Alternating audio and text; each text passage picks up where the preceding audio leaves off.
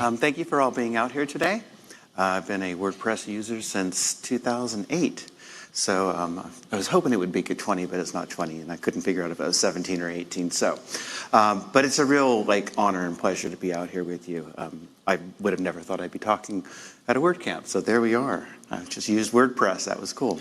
So I'm going to talk today about how and why, with the exclamation point, Google search keeps evolving. And we're going to begin, if you don't mind, with a little bit of just a refresher on how search works. To understand where we're going is helpful to understand where we're at. I think a lot of you are familiar. We crawl the web to find content. We get content in lots of things. We also take in feeds, and we have partnerships and all sorts of things. But the bulk of what we do is crawling the web, and it's the open web. And that's one of the things, as I'll get into in this talk, is why the open web is really important to us. At the very basic level, we don't function without it. We as a company don't function without it. Our role in trying to help people locate and understand information doesn't do well if there's no open web. So we really want the open web to be doing well, because that is one of these pillars of how we operate. And then we index the content that we find. And you can think of this as like if you've had a big book, and sometimes, it's a really academic book, and in the back there's an index, and you can find out who was mentioned or what was said on what particular page. So our book, it's like billions of pages. I think we have one stat that it would go to the moon 12 times and back, all the pages that we understand from across the web. And we can then very quickly understand, oh, this was mentioned here, this was mentioned there. And so when someone does a search, we go back and we say, great, we found 100 million pages that are all mentioning the word travel. And then we throw them at you, and you go, that was great. But of course you don't want to do that. You want to have some kind of way of understanding what seems to be most relevant, and that's where we rank the content. And we use search algorithms and systems to try to understand, well, what seems to be the most relevant information to show when you have all these pages that from a word basis just match, but what's going to be most useful. So there's not one single ranking system. Even in the days when people would hear, oh, Google uses PageRank, they'd say that's the PageRank system that ranks all the stuff. That was just one of many, many different kinds of systems that we use. So there's not one giant ranking system that takes care of everything. In fact, we have many, many different systems, things that detect spam. We try to understand if content is fresh. We try to understand if content is related to reviewing things. We have acronyms like BERT and MUM that talk to machine learning systems that we have, as well as RankBrain. We have systems that are designed, like if there's a crisis going on, if there's a wildfire, and we know you're in the area, we try to make sure we're showing information and show a different display to say, hey, there's a fire going on. And then not only do we have multiple systems that are all used to try to rank content, but we have hundreds of signals that are used by those individual ranking systems in different ways. And signals are information that tells us something about content. Sometimes those signals make sense to human beings, and sometimes they don't, but they correlate with things that we find very useful. So if we're ranking web pages, looking at did the word appear on the page is a signal. Where did the word appear on the page? Did the word appear often on the page? Did the word appear too often on the page? These are all kinds of different signals that you measure up. Did the word appear in a certain passage on the page, and so on? As opposed to when you're looking at images, maybe you're trying to understand the text around the image that describes what's going on and helps you learn more there.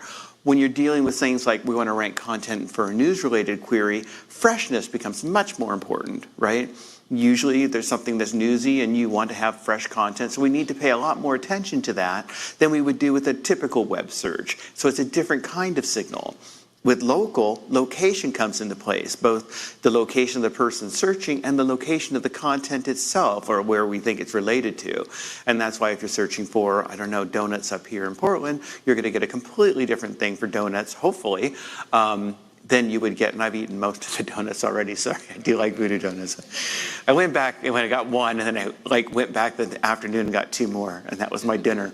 And it was good. Sorry, a little detour. I really like donuts. But if I was searching for donuts, I want to know places here in Portland to go get them. I don't want to be told, oh, here's some great donut shops in Seattle. That's not really helpful to me. It's 3 hours away, so that's important. So this is why when you do these searches, we're looking at all these different kinds of signals, all these different ranking systems, and so on.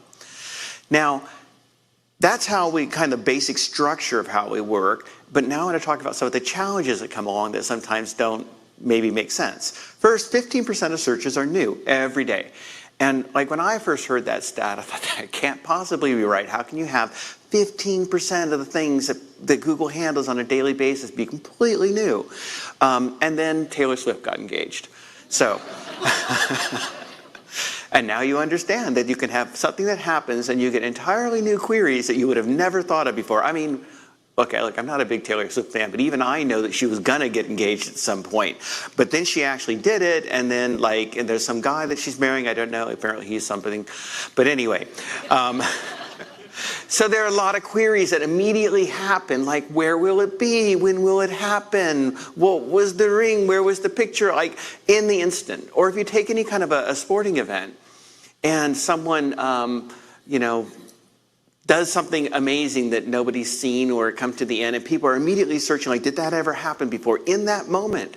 And then they expect us to come back and say, here's a response. And they don't want excuses like, dude, this just happened like 2 seconds ago. Right? So it's like we will go through and try to understand what's fresh content and try to understand how to connect people with it. And there's just all sorts of queries that change. And then words are really complicated. You think words are easy, but no, like someone is searching for how to change the light bulb, but the person is saying no, how to replace it on the instructions that they have for what I assume is a very complicated thing that has light bulbs. Actually, I just installed one of these and put it in the bathroom. Like, oh, it has to have thin light bulbs. So I did actually go to some instructions. How do I change foreign currency? And then the instructions and the guidance that you're looking for was written about how to exchange currency. Or how do I adjust the brightness of my laptop? And somebody's saying, how do I change it? And so what people are writing and what people are searching for often don't exactly match. You don't need to worry about all this, by the way, because we have lots of systems that are designed to connect these things together, because people who create content aren't sitting around thinking about this. We don't want you to have to write a sentence that says how to replace, change, exchange, or adjust light bulb. That's not how it works. So, and then understanding words in context is important. It's not just that search engines had to evolve and deal with the fact that words themselves can be different meanings, but words in relation to the other words in a sentence have different meanings. So someone searches for, can you get medicine for someone pharmacy? Like, this is an example we had before we made a change a few years ago. We kind of toss out the words that don't mean a lot. Like, we know, well, medicine's important, pharmacy's important, get's important. So then the search engine will be like, oh yeah, you're looking for how to get medicine at a pharmacy. Yeah, you can get medicine. And it's like, no. How do I get prescription for someone else? Can I do that? So understanding that all those words together have a different meaning was important, and we developed our systems to understand those kinds of meaning and get smarter with it. And then people don't even know how to search for what they're looking for. This is a real search. You can actually do it. And you look and you go, oh, I get it. Yeah, I can see why, right? So anyway, but they don't know, but they want us to get them to the right information, and how do we make that happen? And so we, try to figure those sorts of things out. So searching works great for billions of searches. I think many of you are using Google, and most of the time you're probably finding what you're looking for and you're perfectly happy. This was great. Of course, when it doesn't work, then you're like, "Arr!" And I'm "Arr!" And then I will go back to people at Google, I'm like, "Arr!" And they go, "Arr!" And there's a lot of erring going on with that. But most of the time it's working great. But we do want to know, how do we fix the errors? So, that's the technical term. One thing is we're constantly evaluating and updating how the systems work. So we run a lot of tests. These are numbers from 2023. They're not that different from last year. We just haven't compiled them all together. But it's a lot of tests. We had almost 1 million, 700,000 tests that went on, right? And then we do sometimes these side-by-side experiments. We will do things like have a new system, a ranking system that we think will work, one of these systems, and then we will have actual human beings look through and say, look, here's the search results for this with the existing system, and here are the search results for this with the new system, and you go through and tell us what you think about each of these results and how it feels. Now that doesn't cause them to say, oh, I didn't like that result, make sure that never happens again. That's not how it works. They don't directly go into our ranking systems. It's just like if you cooked a meal and you said to someone in a restaurant, now can you rate it and how is it? They don't go into the kitchen and say, let me show you how to do it. You just take the feedback and figure out how to improve. So this allows us to understand, well, yeah, actually these results seem to be better and this system overall seems like it's a good thing that we can release. Or no, it looks like it made a terrible job. Don't release that. We'll have a lot more errors going on. So. And we do live experiments. If you've ever been searching and you go, what is this weird thing? We probably are testing something new to understand how people are interacting with it live. And in the end, we may do up to 5,000 launches a year. Or what you may know them as updates. And you may know some, and I'll get to this, some big updates and smaller updates. But it's very equivalent to your phone. Your phone is doing updates and it's always never finishing it for me. It's like, I tried to do it, but you were asleep and then it didn't work. Anyway, your phone may do these little it's like if you had a phone and it's updating itself 5,000 times a year and most of the time you don't even notice it. And it's just hopefully making incremental things that improve stuff. But occasionally we have larger updates.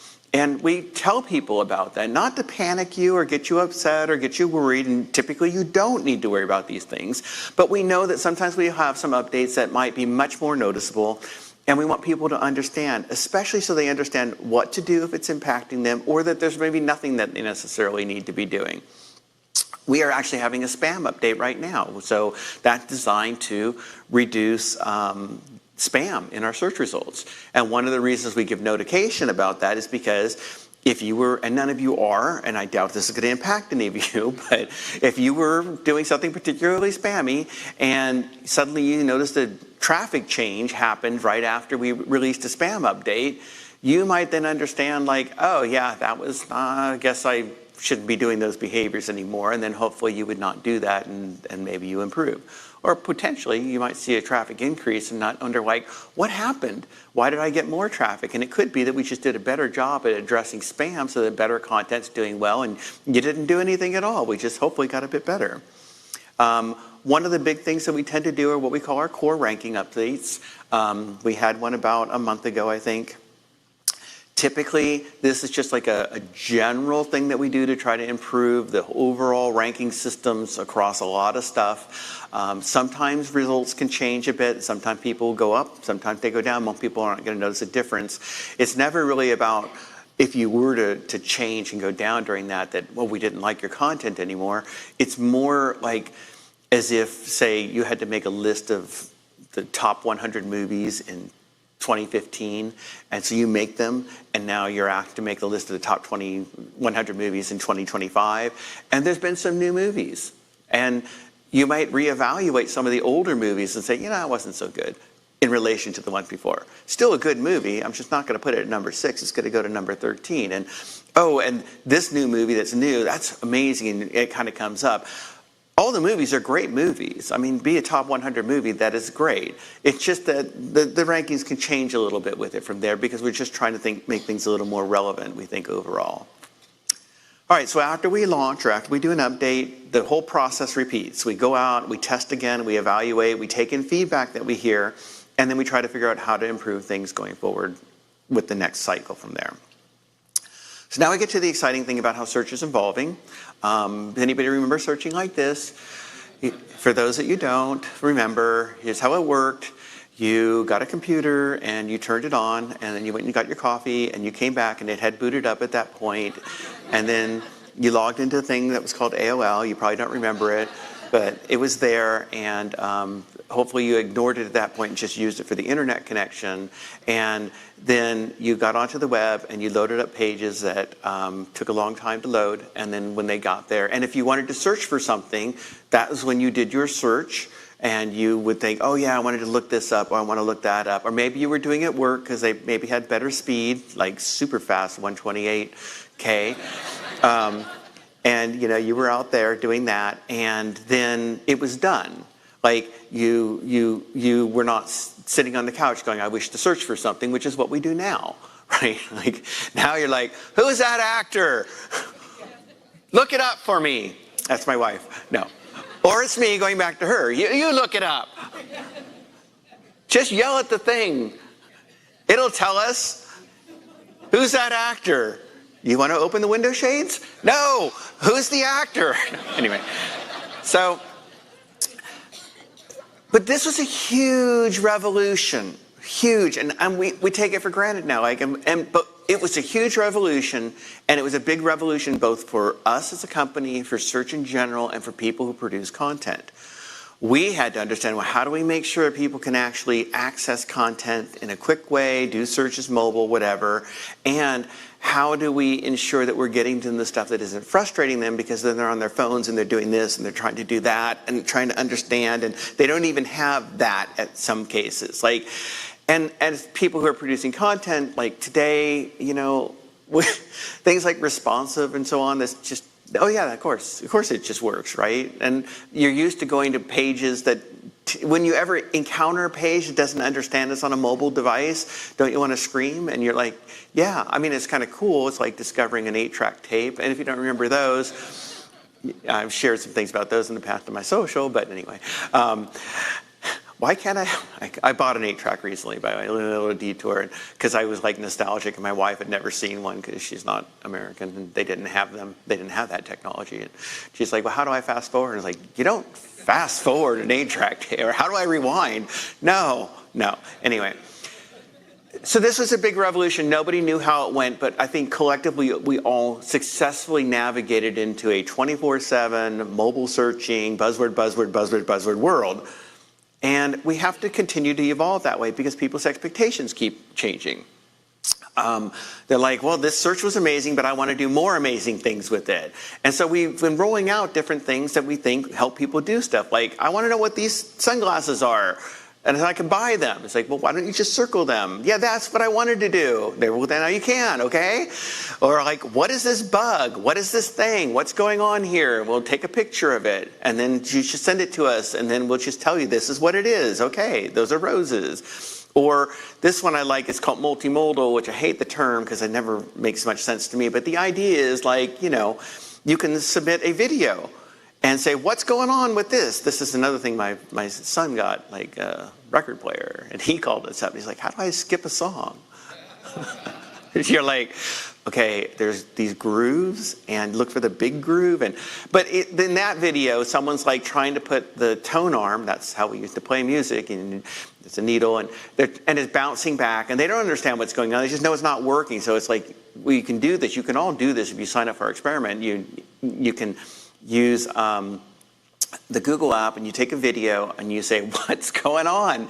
And then it can actually see the video, understand the video, and then shift to giving you a written response, hence the multimodal, 2 different modes. I gave you a video, and it didn't come back and say, well, here's a cool video. And it's like, no, I want to know what's going on. I was doing this yesterday. I saw these geese eating, and I was like, are they eating the grass, or are they just amazing at getting between the leaf? And like, so I shot a video. I'm like, what are they eating? And it's like, they're eating grass. You're an idiot. You can see it right there. Anyway. Then someone would ask me if they were allowed to go on the grass with the geese. And I'm like, first of all, geese will break your arm. That's urban myth out of the UK, I was told, and my mother-in-law believes it. So, and secondly, they're on the grass, so why shouldn't you be on the grass? They don't get more rights than you. Anyway, so meanwhile, you have new people coming in, right? And new people, especially if you are a new person or a young person. Hi, I'm an old person. It's really nice to meet you. They have been brought up in a world where you're either doing this, or you're doing this, or you're doing this. And that's the way it goes. And that's the way it works. Not like, I'm on my desktop. And that's what they want to have. So, and it's a lot of video. So like, I need video content. I want short video to explain things to me in the same way that I am like, I don't want short video to explain things to me. I would just rather read it. I can read it faster than the short video. You can keep the entertainment. We're 2 different people, and that's perfectly fine. That's the way things should be. But that's why you'll see in some cases we may show more short video, right? And especially we're trying to use with personalization to understand like, oh, you like short video, and we'll get more of that. Or people like to hear what other people have to say. Like, it's cool. Like, I want to read the expert content, totally fine. I want to know how my HVAC system might work or whatever it is. But I would really like to see what other people have to say of it as well. And so we're trying to show more experiential content, both what people are maybe saying or sharing on social, as well as what you may find out on forums and so on. Because these are the kinds of expectations that people are coming in, both new and old, and you try to make sure that search evolves to meet those. And that brings me into the AI overviews, which is probably the biggest evolution that most of you have probably seen in our search results. These are not things we're doing because we just said, oh, let's just do this and see what happens out of the... It's like, what's happening is that AI is enabling these new ways to seek information. And people are developing expectations to want to get it presented in a different way. And it can be difficult because if you've been raised in a blue link world, you might think, well, I just prefer the blue links. And certainly I like blue links, and sometimes I like, and I'll get back to this a bit more for you. But other people are growing and experiencing different kinds of products going, this is like a conversational way. This is the way it should have always been, or for some people and so on. So we're trying to understand how do we enable this in a way that helps everybody and helps keep all the best things that are out there. And that's what the overviews are designed to do. They're designed to try to help you have this different kind of experience that's growing that people are liking. And I'll get to that with it from there. And also, and this is important in terms of the open web, like to be this sort of jumping off point to explore more. They're not at all. It's just like, oh, you did a search, here it is. You don't need to go anymore. No need to click. Like, there are link boxes that are on display by default. We have link anchors within it that go in different places. We have carousels and other displays that keep evolving because part of this is people want to explore more with it from there. They like getting this overview, but then they also want to go off and learn more with it from there.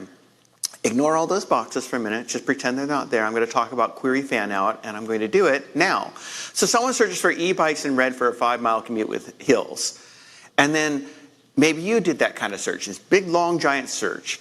And then you get one of these AI overviews, and you go, well, how come the things in the AI overview are different than the things in the blue links? And that's understandable confusion, which we tried to clear up by talking about fan out. And the idea is that when you do that kind of long query, using AI and some of our other systems, we kind of break it up into a whole bunch of other queries that are all related.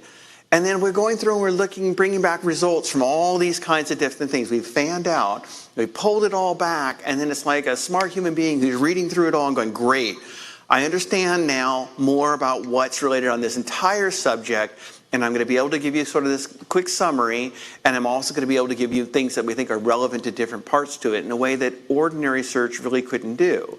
And that's why you get this wider set of results that it's working with, and that's why you get a more diverse set of links that we are showing, and they can be different than the blue links, although the blue links will still be there. So this is what we're finding from our research when we understand how people are using the AI overviews. So it is positive. And like people who are young especially like them. We're finding that people are searching more. So when we have them, people are doing more searches, especially in our bigger markets, and those like in the US and in India, like a 10% increase. People are doing new and complex queries, which I think is the really exciting part about this too. There was, and I'll come back and explain more, but there was you would do your searches, and there was a time people were like, well, you can only search at certain words, and you have to use these operators, and you can only do it in that way. You confuse the search engine, mustn't confuse the search engine, don't taunt it, and never stare it in the eyes. So it's like now they're like, hey, search engine, what's going on? I was doing that. It's like, cool. Like, you're feeling more confident that you can just talk to it about all sorts of things and get these more responses coming back.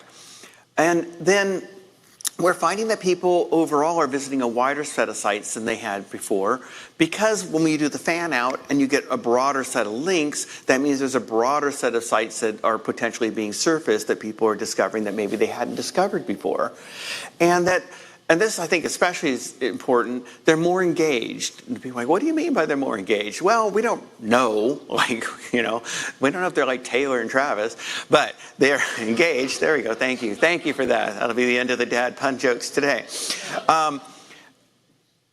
we can tell that they're spending more time at the sites that they go to, which gives us a sense that they're more engaged with the sites. And you have probably encountered this personally in your own searches. Sometimes you do a search and you click on something, and you go, oh, that's not what I want. And you click back, and you go, oh, that's what I want. And now, because we do this fan out, and because we're able to give you this sort of an overview type of thing, and you're maybe a bit more better grounded about what it is you really want now when you did this search. I had to search for like snow socks for my car, right? I don't know what a snow sock is, right? Wear them because the car can't take chains. And so I was doing these searches, and now I understand, like, oh, it's like a sock you put on your tire. And then when I went to the sites, I was much more engaged with the sites that I was going to, rather than, oh, now I know what a snow sock is. Now I got to bump back because I got to go back and understand more about what's going from there. So that's why we think there's this more engagement that's happening.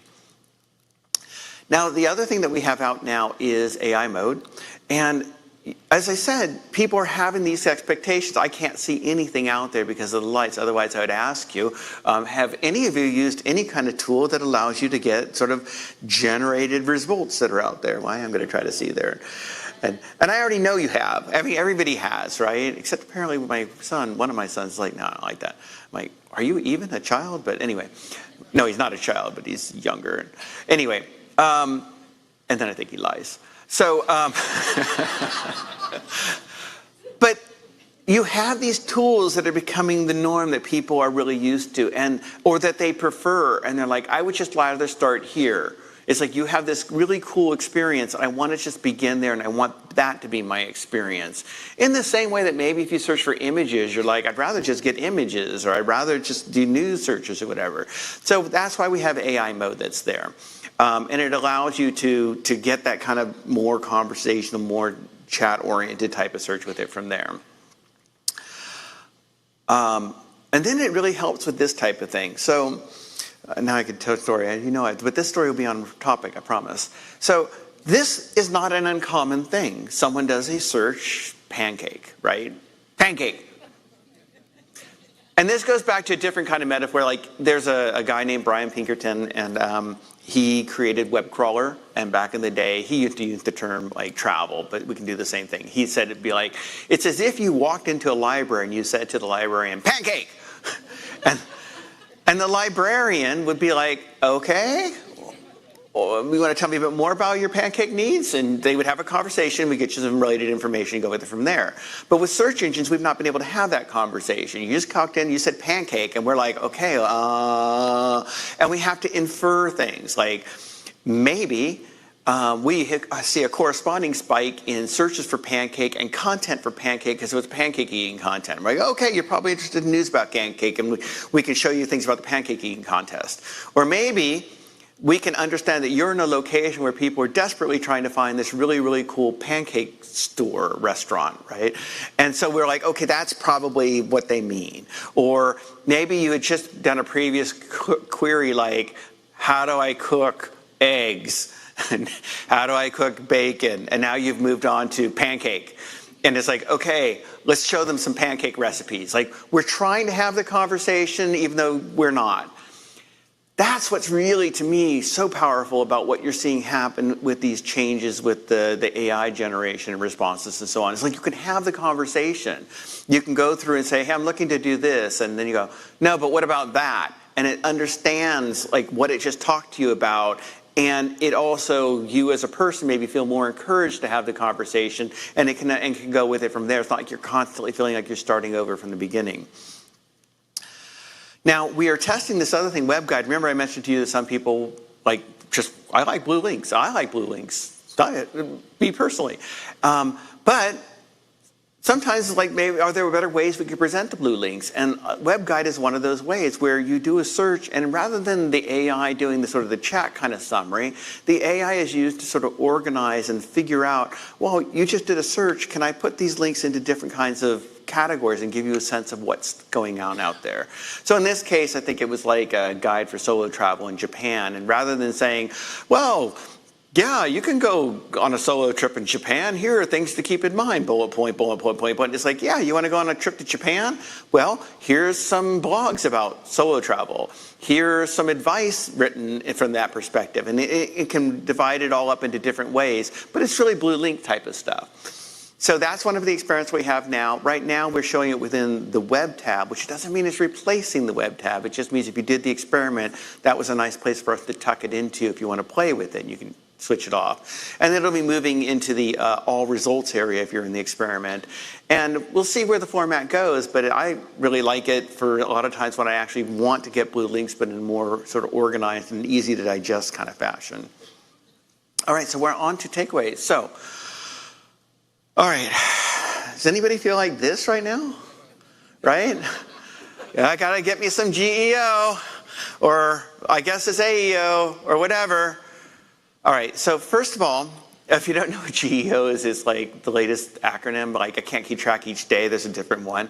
But SEO, search engine optimization, GEO, generative engine optimization. By the way, if you could dig it out when I was like in 2010, back when people were then panicking then, I was like, you know, SEO doesn't mean you get into the blue links on Google. SEO means you understand how people search for content, and then you understand how to have your content there. And it could be everything from people asking a question to a voice device to people just opening up something on their phone or whatever. So the basic things have not changed. Good SEO is good GEO or AEO, AIEO, LLM SEO, or LMNOPEO. So they're all fine. What I'm trying to say is don't panic. What you've been doing for search engines generally, and you may have thought of as SEO, is still perfectly fine and is still the things that you should be doing. And especially because as the next part, good SEO is really having good content for people. And you can go through and people will tell you things like, well, you got to make sure you have the vector thingy that's doing the whatever to the passage of the, and did you get the, and it's just like this of things that I've been reading and going, oh, my heart breaks for anybody trying to understand this stuff. It's like, are you saying right things in a clear way that people can understand? Cool. Like that's just for people. Are you saying right about things that are unique or interesting? Cool, that's good for people. And all we try to do is understand how our signals can align with things that are good for people. So instead of trying, it's just like the puck and you're trying to skate to it and all that, whatever, right? I don't know. I'm not a hockey player, but my son's learning about hockey now. So he's like, yeah, I'm a hockey player. Anyway, I'm going to dive on my detour again. If you don't want to go wherever the puck is, or you want to be there where it's coming, you know what I'm saying. Basically, you want to get ahead of where things are at. And so if you're trying to figure out what are all these different signals that the search engines are using, or now the AI search engines are using, and do we need to do this thing or do that thing, you're missing the entire point. You should already be over here having the kind of content that all those things are simply trying to align to, including mentions. Like, now you got to get mentions. You want everyone to mention you. It's like, you know how to get mentioned? You're like really cool, right? I mean, you have really good stuff. That's what gets you mentioned. So you can go and try to figure out ways to manipulate it all, or you can focus your attention on doing the good things for people and figure that these things will follow with it from there. So that's more important than that, really. I mean, you can put them together, but it's really good people. So, but then people are still like, but still, can't you just give us some tips? Just like one tip, like, is there a meta tag? No. We did a blog post in May. You can look it up, but I'll summarize it for you. And it's like, look, unique, valuable content for people. Unique, valuable content for people. Strong emphasis on the unique part, right? If your content is simply explaining like, you know, I don't know, like, something that's super, super commodity that no one's originated.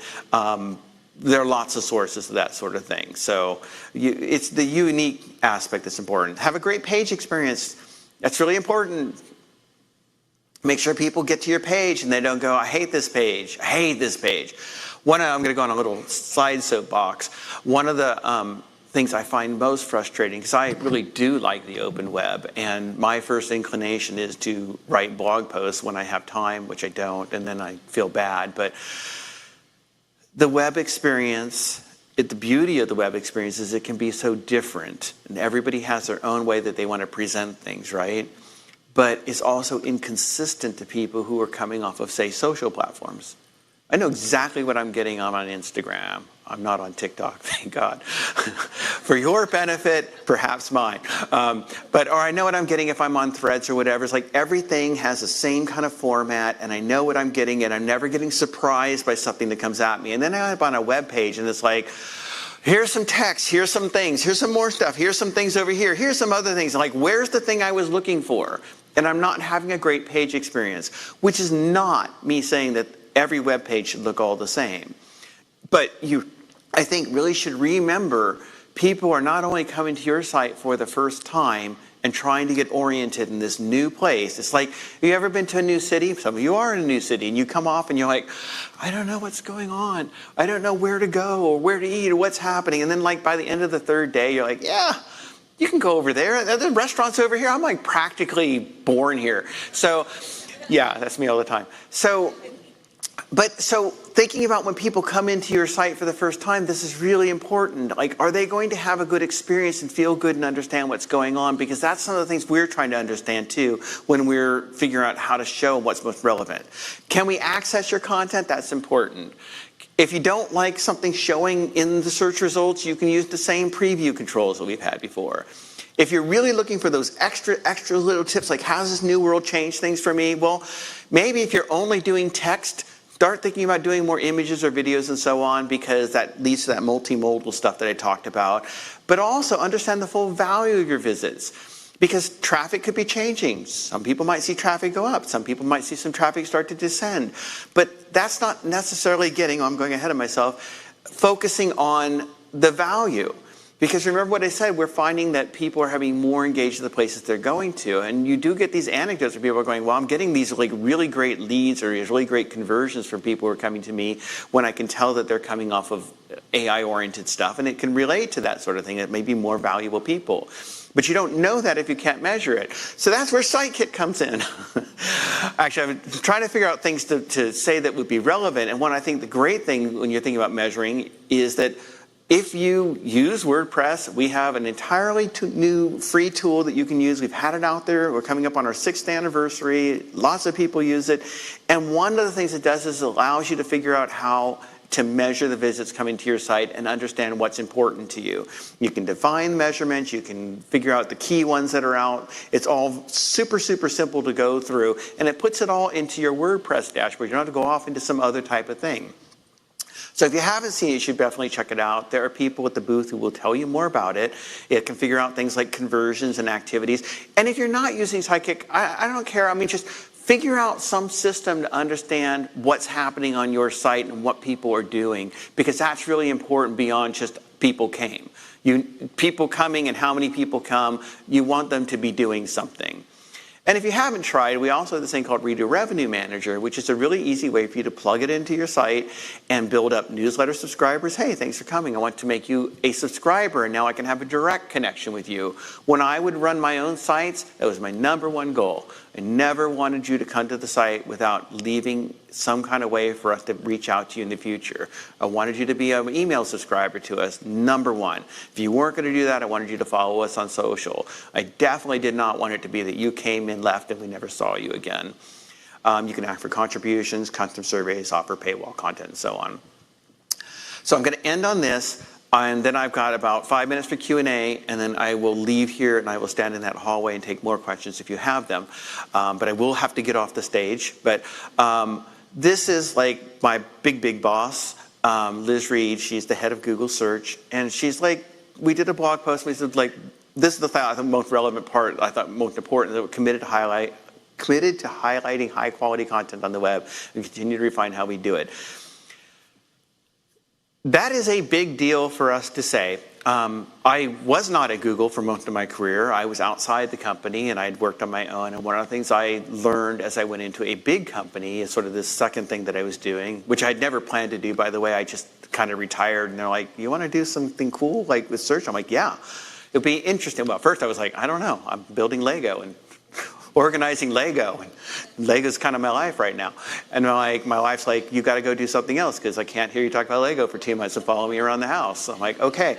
Well, they were asking if I'd be interested in doing something else. And I was like, yeah, it'd be very interesting to go work for a search engine and understand behind the scenes how they operate and how you might make improvements and how you might bring feedback back. And so that's why I ended up joining. But one of the things I learned also was like, nobody says anything in like blog posts unless a billion people have all gone through and said, this is a good thing that we want to commit to. That is a big deal.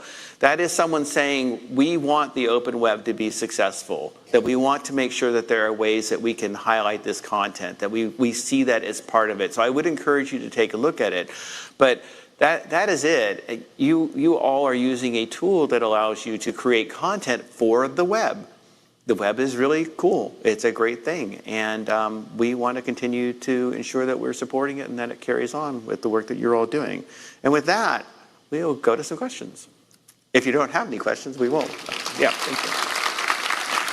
Oh, wow. Hey there, Danny. Hi. Thank you for coming. I am from Portland, so if you're getting donuts, please go to Blue Star or Mochi Nut and not Voodoo. Someone Voodoo told is me overrated. that. Someone told me that, so now I will have to put that on my list for the next stop. So I would definitely do it, and I appreciate that. Thank you so much. There's a stop in the airport for Blue Star. Well, I'm going to the airport, so I will do that. Thank you. I have so many questions, but I think the one that's most relevant for most people is for content for people that are producing content and for people that are advising people who are producing content on the web who are good intentioned. What are 3 things that you think that they should stop doing that are myths? Stop thinking you have to write to a word count. You don't. Write as long or as short as you want. Stop thinking that there is some specific content thing you need to do for Google. Like, I must put the author on the, no. Like, stop thinking you need to put on your page that it was expert reviewed, because why would you believe that? Like, it's a myth. Like, there's reasons why it's helpful if you have content that has expertise. Maybe you do want an expert to review it, and maybe for your own visitors, you want them to understand that it was reviewed by an expert. But if you're just doing that because you think, like, we cared, like, no. And like, more generally, I would just encourage you to not get lost in the details. Every time someone asks me a question, they're like, should I do this? And I'll say, why are you doing that? And it tends to be like, well, I heard that Google wants. And it's like, and I totally get that. I totally get that. But what we want more than anything else is to help people get to content that's helpful for people. And everything we're doing is aligning with it. So if you're doing that because you think it's great for your visitors, then you're doing what we want. And that's your starting place with it from there. Thank you. Now I got to get a donut. Hi, Danny. Hi. Great talk. My name is Christina Hills, and what I do is I teach WordPress to non-techie entrepreneurs who they're building their first website. And I do tell them to install SiteKit. But what would be, for a non-techie person, what would be your recommendation that they should do on a particular page, like the important things? Like, you mentioned multimodal, like having images, is that important? Like, is that important? So this goes back to what I was saying about the people. What they should do on the page is think about somebody coming to their page and what would that person want? That's it. So recipes are a good example, right? Somebody coming to a recipe page wants the recipe typically. And to get to the recipe, they have to run a hurdle, right? Like, there's a recipe, I'm going to get it to you, and if you really want to get to it fast, I'm going to give you a really long, and I'm going to get in trouble here, everybody takes out of context, but I'll give you a long table of contents. You can click on that and jump. Like, so that was your first hurdle, but if you didn't see that, and that table of contents will be this long, so I can't even figure out where the recipe part of it was. And then I'm going to go through this, I'm going to go through that, and it's like, this is why it gets to be a joke when people are talking about it. And it's like, just write it the way you would write it if you were coming to the first time. Like, hey, I got a recipe here. First of all, I'm going to tell you a little bit about it briefly. And I'm going to give you the recipe and the instructions. And I'm going to give you some background about my life story if you're interested. Because some people are. Some people want to know about it. And also, I'm going to show you some pictures of how it was produced. Or I'm going to show you those pictures as part of the instructions because it makes sense to me to do it. You can have your table of contents. We don't care. That's not, so like every time I mention that, then people go, he said you can't have table of contents or you'll get spam pranked. It's like, that's not what I'm saying. What I'm saying is, for people coming to a page, if you've done that type of thing, it is typically a sign that maybe you've written this giant page in part because you've heard from the wisdom is Google wants some giant page or whatever. We don't. We just want you to make a page however you want to do it for people coming to your site. So that's what I would tell your non-technical person is like, don't get lost in I've got to do certain things because the search engine or Google wants it. Right. They all get hung up on that. They think they have to do all these different things, when really what you're saying is appeal to humans, and you'll do well. Yes. Okay. Yes. Yes. A million times yes. Okay. Thank you. I'm definitely at my time, so I'm going to take yours and hope that I don't get in trouble for doing that, and then we'll have to stop because Well, I hope you don't get in trouble flashing. either. My name's Angie Drake. I have a website where we write great content for people called NotYourAverageAmerican.com about responsible travel in the Americas. Great. And my click-through rate has tanked since you guys have started doing AI review. Right. What are you going to do to compensate? Are you seeing the decoupling thing? I want to know what you're going to do to compensate bloggers who don't get clicks on their website because people are getting the information they need in the AI review. Right. And I love AI. I love AI. I love Google, but you guys, my click-through rate has just gone. Well, unfortunately, that's all the time we have. I'm not going to say it at all. Can I just ask, are you seeing a rise in impressions and a drop in clicks? Or you're just seeing I'm seeing I have seen a rise in impressions. We're getting much more visitors. When everyone was complaining last year about how Google had ruined their websites, we were seeing an uptick in visitors. So we write really good content. We're authoritative. Sorry, you're seeing more visitors now? We're seeing more visitors than we were a year ago, but our click-through rate is down. I mean, you're getting... I understand, but click-through rate is something that sponsors are looking at. Okay, so a bunch of things, and I'll try to come back to that. So, first of all, that thing I said from what Liz was saying, I would hope will be encouraging to you, that we know we're going to have changes, and we know people are going to be seeing changes, and some of those changes are going to be changes that makes sense. One thing I often talk about is it used to be like when the Super Bowl would happen, people would do is search for what times the Super Bowl happened, and all these different newspapers would all literally compete to be number one for it. And at some point, we switched to the Super Bowl's at 3 p.m. or it's always at 3 p.m. Stop searching, or 3, whatever. I don't know what time the Super Bowl's at. See, I'd have to search for it again. And they lost traffic because we directly showed you what time the Super Bowl was happening. And relatively unapologetic about that. People want to know from the search engine certain factual information, and they don't expect that they then have to jump into a page that explains them 10 paragraphs on the history of the Super Bowl when it started. I don't want to take away from what you're saying, though. When people are producing really unique, valuable, helpful information, and it's, we want to ensure that we're rewarding that, and we should be rewarding that. Because if you're not rewarding it, then that information's there, and like I said, at the very base level, then we don't get to keep doing what we're trying to be doing. If you just think like the whole base level is we just want to be a company making money. But at a better level, there's a lot of people who go like, we actually want the web to be thriving. So, but there are going to be bumps along the way, and there's going to be all these changes happening, so we need to understand that more. So the feedback, what you're saying, it's not lost. We've heard those sorts of things.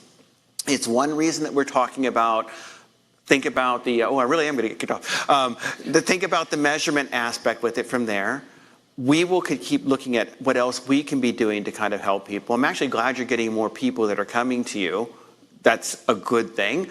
And I'm going to have to get kicked out. And that's not an excuse of it from there. But what I would say is it's well understood, and you are not alone in people who are saying, there's this big revolution happening, and we can see that it's helpful for users. We can see it's helpful for search engines. We want to go along for the ride. And we do want you to go along for that ride too, and it's still part of what we're going to be figuring out, so.